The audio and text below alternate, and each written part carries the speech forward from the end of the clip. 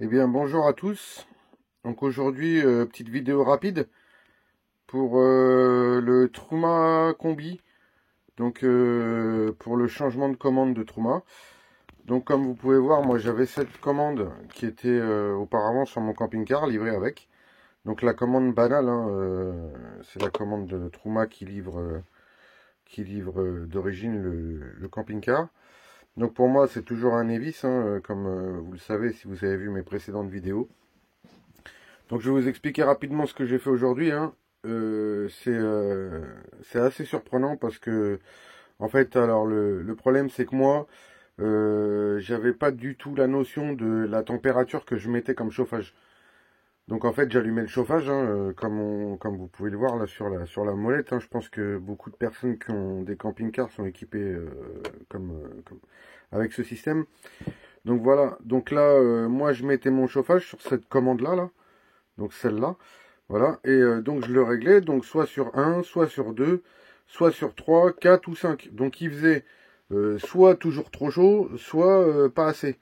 Donc au final, je me retrouvais à avoir des fois une température de 25-30 degrés, et alors que je voulais 21. Et des fois je me retrouvais à avoir 18-19, alors que voilà, je voulais toujours 19 ou 21. Donc le truc c'est que bah, c'est assez pénible parce que du coup si on le met sur deux, on ne sait pas combien on a. Si on est sur 3 ou 4 ou 5, 5 c'est souvent trop fort, 4 c'est entre les deux. Enfin, on ne sait jamais où on en est. Donc du coup, ce que j'ai fait, j'ai cherché une solution pour cette histoire de commande de chauffage. Et j'ai posé la question à un pote à moi qui s'occupe de camping-car.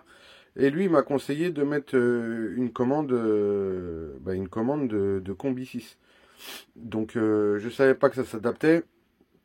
Donc cette commande, c'est les commandes digitales, enfin électroniques, avec le degré de température, enfin avec tout ce qu'on peut régler dessus. Je vais vous faire voir après. Donc du coup, j'ai opté pour cette solution. Donc je vais vous faire voir comment ça fonctionne et je vais vous expliquer un peu le procédé. Donc voilà, nous voilà devant la commande de chauffage. Donc la commande Truma dont je vous parlais. Donc voilà, ça se présente comme ça. Hop, alors je sais pas si on va bien voir avec le reflet. Ça se comment donc ça se présente comme ça. Voilà, donc là à ce niveau-là, bah, ça va faire des lags, c'est dégueulasse. Voilà, hop, je vais essayer de me rapprocher, voilà. Donc à ce niveau-là, maintenant j'ai la commande de chauffage de mon camping-car. Donc si j'appuie là, voilà, je peux régler exactement la température que je veux. Donc si je veux 22 degrés, eh ben, j'aurai 22 degrés. Si je veux 30 degrés, j'aurai 30 degrés.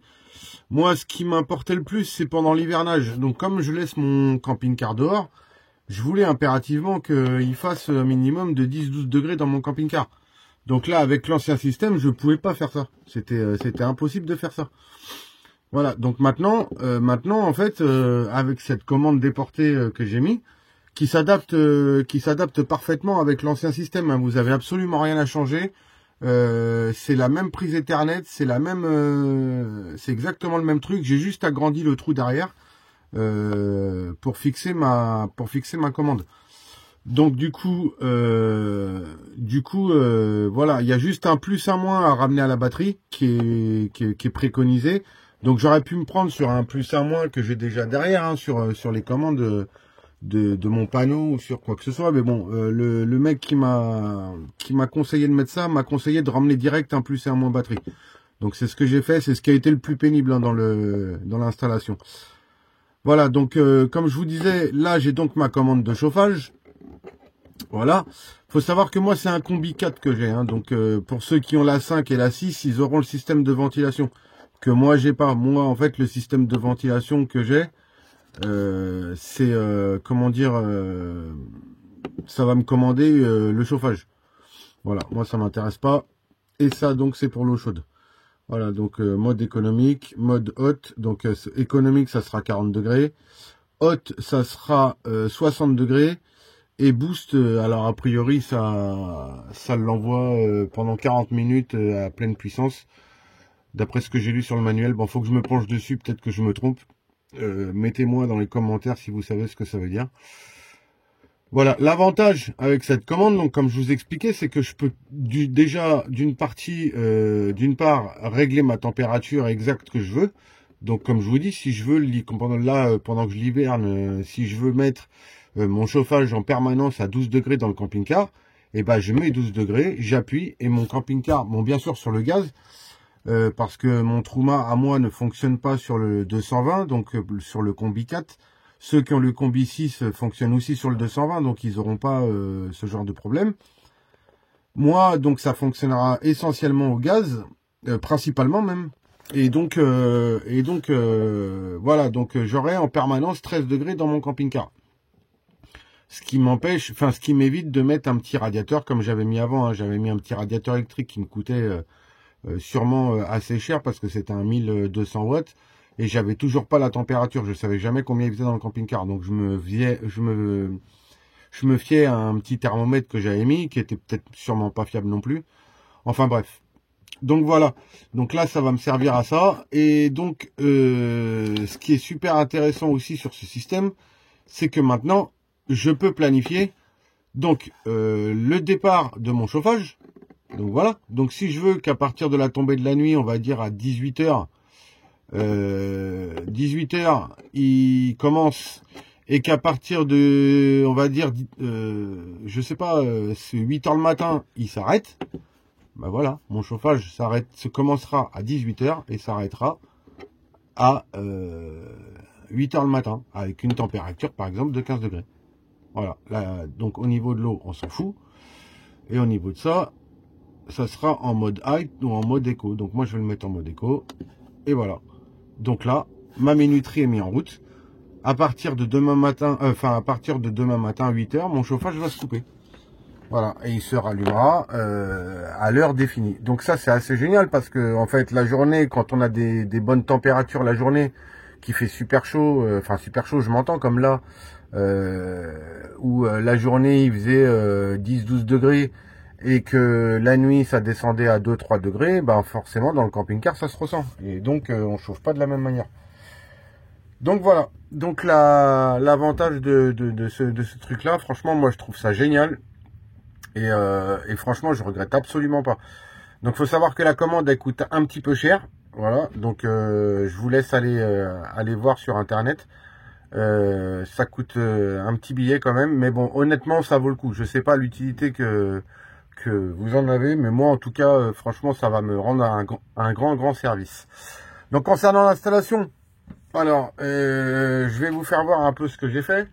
Donc j'ai passé mon fil donc derrière, ça remonte là-haut, de là-haut ça arrive donc dans ma penderie, ça redescend là, hop, de là, hop, je vais vous faire voir, ça redescend ici. Donc c'est un peu dégueulasse ce que j'ai fait, hein, mais par contre c'est provisoire. Ici ça repart là-bas. Donc ici où j'ai mon fil de micro-ondes là. Ceux qui me suivent, ils voient de quoi je veux parler. Donc mon micro-ondes 12 volts. Donc ça repart derrière. De derrière, hop. De derrière, ça repart derrière mes tiroirs de cuisine. Donc là ça part derrière les tiroirs de cuisine, ça passe en dessous. En dessous, donc ça passe, hop, derrière le réservoir d'eau. Ensuite, de derrière le réservoir d'eau, ça passe dans la gaine de chauffage. Et dans la gaine de chauffage, ça arrive ici. Voilà, donc voilà mon plus et voilà mon moins. Donc qui sera relié directement sur mon plus de batterie et sur mon moins de batterie. Voilà. Donc du coup j'aurai mon plus et mon moins qui sera alimenté directement à la batterie. Et donc mon chauffage qui sera en permanence alimenté. Voilà. Donc avec ça j'ai mis un petit porte-fusible avec un fusible de 20 ampères. Voilà, en protection. Donc on sait jamais ce qui peut se passer. Au moins s'il y a le moindre souci, le fusible il fera son job. Normalement, je vois pas pourquoi il y aurait un souci, mais enfin, dans le doute, je préfère assurer la sécurité. Donc voilà. Voilà pour ce qui est du branchement. Donc comme je vous ai dit, petite vidéo rapide. Laissez-moi des commentaires pour ceux qui ont des questions ou ceux qui veulent savoir un peu comment ça s'installe ou s'ils ont des problèmes pour le faire fonctionner. N'hésitez pas à vous abonner et mettez un petit pouce en l'air, ça fait toujours plaisir. Voilà, donc bonne continuation et puis bah je vous dis à bientôt sur une prochaine vidéo. Bye bye.